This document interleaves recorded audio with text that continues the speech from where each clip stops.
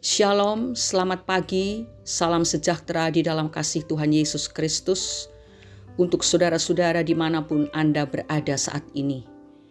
Saatnya pagi ini Selasa 7 Februari 2023, kita duduk diam di bawah kaki Tuhan untuk menerima firman-Nya yang akan mendidik kita agar semakin berkenan di hadapan Tuhan. Renungan hari ini berjudul Menerima dengan Sukarela.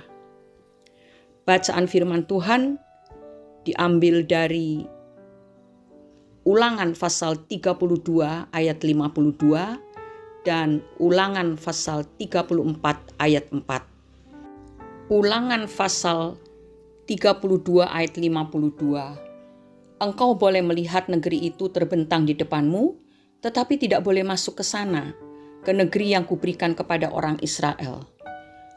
Ulangan 34 ayat yang keempat. Dan berfirmanlah Tuhan kepadanya, inilah negeri yang kujanjikan dengan sumpah kepada Abraham, Ishak dan Yakub. Demikian, kepada keturunanmu lah akan kuberikan negeri itu. Aku mengizinkan engkau melihatnya dengan matamu sendiri, tetapi engkau tidak akan menyeberang ke sana. Saudara-saudara, berbagai kisah menarik dari kehidupan Musa selalu dijadikan teladan oleh orang-orang percaya. Musa adalah seorang pemimpin besar yang telah dipersiapkan Tuhan untuk membawa bangsa Israel keluar dari Mesir. Ia adalah rekan sekerja Tuhan dan juga seorang yang pernah berhadap-hadapan dengan Tuhan, sekalipun ia hanya orang biasa. Musa menjalani kehidupan yang keras dan penuh perjuangan bersama bangsa Israel. Kalau dilihat dari sisi manusia, pengorbanan Musa untuk bangsa Israel sungguh besar. Ia yang telah mengalami hidup dalam kenyamanan di istana Firaun harus meninggalkan semua itu. Saudara bisa baca dalam Ibrani pasal 11 ayat 24-25. Bagi kita mungkin saja nama Musa lebih tertanam kuat di benak kita daripada nama Yakub, sekalipun Yakub adalah nenek moyang bangsa Israel. Sebab peran Musa sangat penting dalam pembebasan bangsa Israel dari Mesir. Atau mungkin saja kalau kita berada di posisi Musa, kita berpikir untuk mengambil alih bangsa itu dan terus berusaha menanamkan dalam pikiran mereka akan hebatnya kepemimpinan kita, jauh melebihi kehebatan nenek moyang mereka. Tetapi akhir kisah yang menyesakkan dada adalah ketika Musa melakukan sebuah pelanggaran terhadap titah Tuhan. Ia dihukum dan tak tanggung-tanggung hukumannya, yaitu haknya untuk menikmati tanah perjanjian dicabut oleh Tuhan. Tuhan hanya membawanya ke Gunung Nebo dan memperlihatkan keindahan tanah perjanjian itu. Jika seandainya kita berada di posisi Musa, mungkin saja kita akan melakukan protes kepada Tuhan. Karena setelah semua yang ia lakukan, semua pengorbanan yang ia berikan, ia justru tidak mendapatkan apa-apa, malah hasilnya dinikmati oleh orang lain, yaitu oleh Yosua, abdinya. Dan ini sangat tidak adil bagi Musa. Tetapi ternyata justru titik inilah yang menyempurnakan sifat Musa sebagai seorang yang takut akan Tuhan. Sebab setelah mengetahui dengan pasti bahwa ia tidak akan menikmati tanah perjanjian, Musa masih juga memberikan berkat kepada bangsa Israel yang tercatat di dalam Ulangan pasal 33. Saudara-saudaraku, kebesaran hati Musa untuk menerima keputusan Tuhan menunjukkan betapa ia begitu tunduk terhadap kekuasaan Tuhan. Musa tidak menuntut, apalagi mengungkit semua pengorbanan yang telah ia berikan kepada Tuhan untuk kepentingan bangsa Israel, bangsa pilihan Allah. Sebaliknya, tanpa perbantahan sedikit pun, ia patuh kepada keputusan Tuhan. Jarang ditemukan orang yang memiliki kebesaran hati seperti Musa, yang hanya karena satu kesalahan, seluruh pengorbanannya seolah menjadi tiada arti. Ia adalah seorang manusia, tapi ia belajar untuk tidak melihat keputusan Tuhan berdasarkan kemanusiaannya.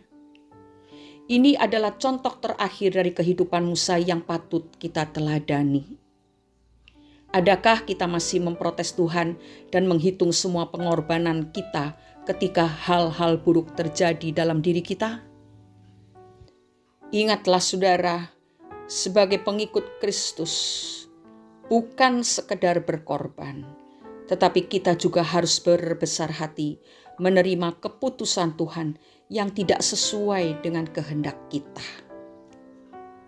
Sebagai manusia, seringkali kita menganggap bahwa kehendak kita itulah yang terbaik bagi kita. Tetapi di mata Tuhan, yang paling baik dan sempurna adalah ketika kita taat dan tunduk pada kehendak dan keputusan Tuhan. Mungkin saat ini ada di antara saudara yang sedang mengalami kekecewaan, saudara sedang protes, mengajukan banding kepada Tuhan atas keputusan yang Tuhan tentukan bagi kita yang tidak sesuai dengan apa yang kita harapkan, yang tidak sesuai dengan apa yang kita inginkan. Mari ambil waktu untuk merenungkan kehidupan Musa sebagai contoh yang nyata, supaya kita juga belajar memiliki kerelaan hati untuk menerima semua keputusan Tuhan, sebab Tuhan tidak pernah memutuskan sesuatu yang mencelakakan kita. Walaupun bagi kita keputusan Tuhan itu tidak cocok, tidak sesuai dengan keinginan kita, tetapi itu yang terbaik dan yang sempurna. Mari kita berdoa. Kami berterima kasih ya Bapa di dalam surga atas didikan yang Engkau berikan kepada kami pagi hari ini. Kami mengakui Tuhan, seringkali keputusan-keputusan yang Tuhan tentukan untuk kami itu menyakitkan hati kami, membuat kami kecewa.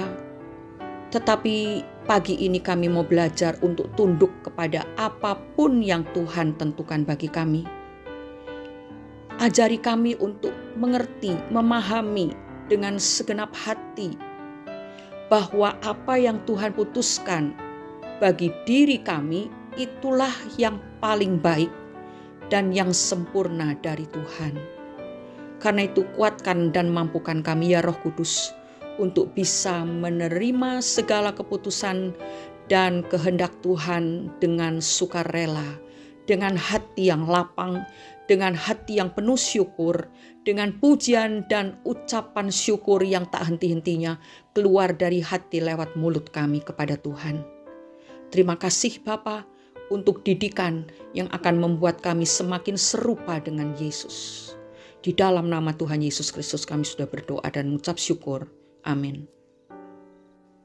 Kebesaran hati kita tampak saat kita dengan rela menerima keputusan Tuhan yang tidak cocok dengan keinginan kita.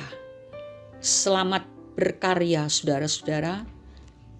Mari kita membiasakan diri untuk beraktivitas, berkarya, bekerja dengan taat akan perintah-perintah Tuhan dan dengan rela menerima keputusan-keputusan dari Tuhan yang sempurna bagi kita. Tuhan memberkati kita semua. Amin.